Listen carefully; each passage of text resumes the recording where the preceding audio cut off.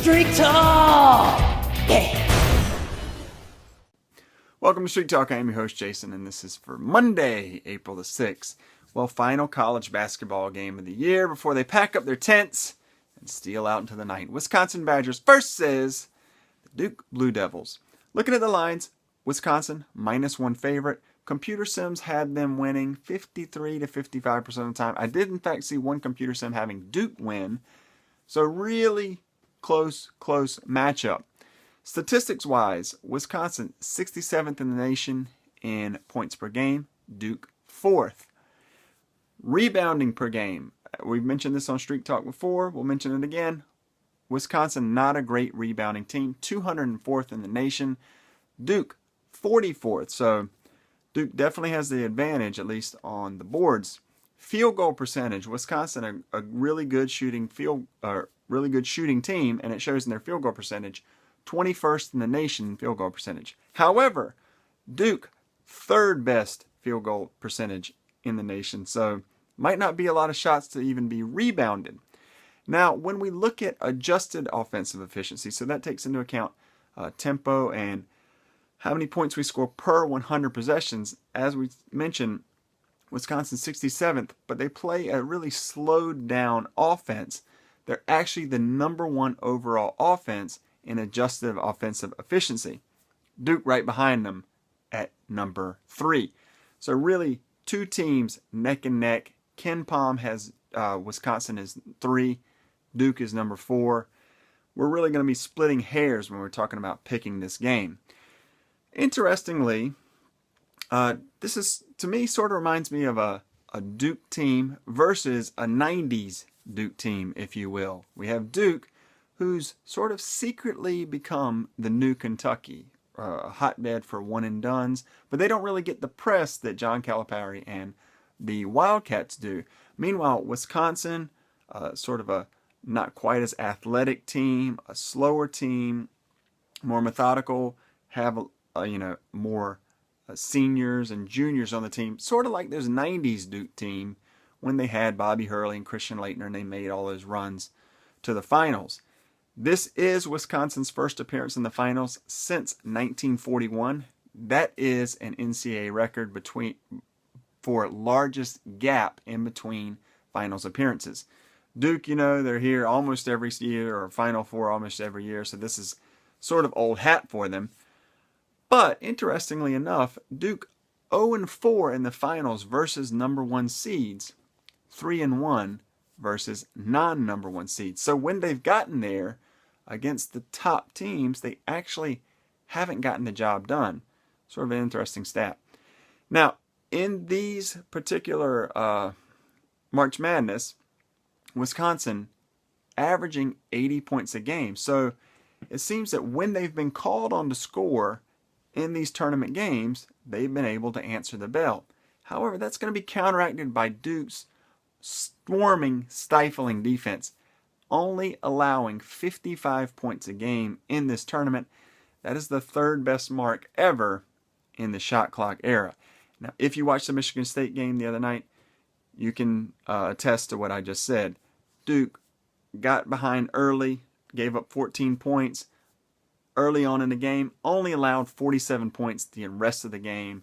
Michigan State had no shot at winning. They were blown off the court, and really it was led by Duke's defense. Picked up some steals, easy baskets. Spartans had no chance ever even coming back in that game due to Duke's defense.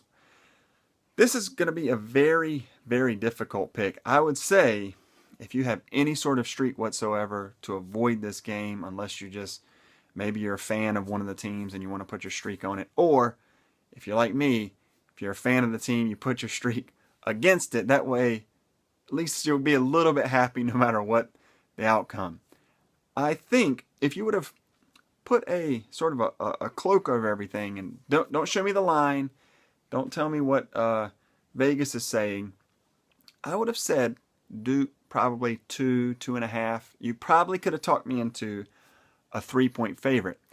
That's what gives me pause about this game, because Vegas coming in, Wisconsin favored, really made me sort of a head scratcher, because I think Duke is the better team. I think they have better defense, and I think offensively, despite Player of the Year Kaminsky, despite really looking like an NBA-ready Sam Decker, the X Factor Nigel Hayes, Duke has just more offensive firepower. And as I've already harped on, their defense has really been stifling in this tournament. So Vegas showing me something else, really, really not sure. So I'm going to possibly say Duke Conson for the green. Can I say that? With Skook, I don't think that one works quite as well. But here's what I do think is going to happen. Mike Krzyzewski obviously has been here many times. Bo Ryan has not. I know it's almost a cliche, but it's probably a cliche because it's true. Krzyzewski really, really works the refs over. If you'll notice, if you don't watch play for a little bit, watch Krzyzewski. He's constantly in the ref's ear.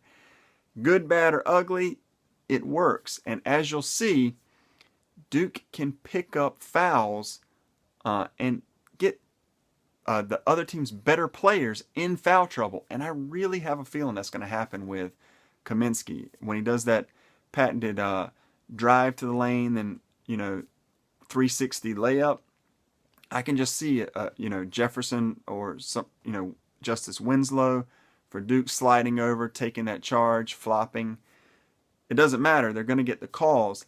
And 2 fouls on Kaminsky early in the half, game changer. I don't think he's going to be able to guard Okafor. If you noticed the other night versus Kentucky, Towns had his way with him every single time.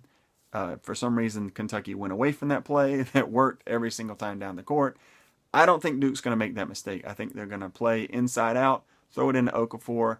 If he gets the look, he can back Kaminsky down. He'll definitely have the weight advantage on him. He'll have the wingspan advantage on him. On the offensive end, I don't know if Okafor will guard Kaminsky because Kaminsky can take him outside and possibly drive by him. Maybe they put somebody a little more stout, maybe a Jefferson, maybe a Plumlee just to sort of harass him and draw some fouls. I don't know, but I'm going to say hesitantly Duke for the green. As I said, it wouldn't surprise me either way. The fact that Vegas is pointing me towards the Badgers just slightly raises an eyebrow for me. But I do think overall Duke's the better team, and I think they cut the nets down, giving Krzyzewski yet another championship and causing the rest of the nation indigestion one more time, right? Except for Duke fans, of course. So there it is. Final college basketball game of the year. Duke for the green. Hope you guys enjoy it. We'll see you next time on Street Talk.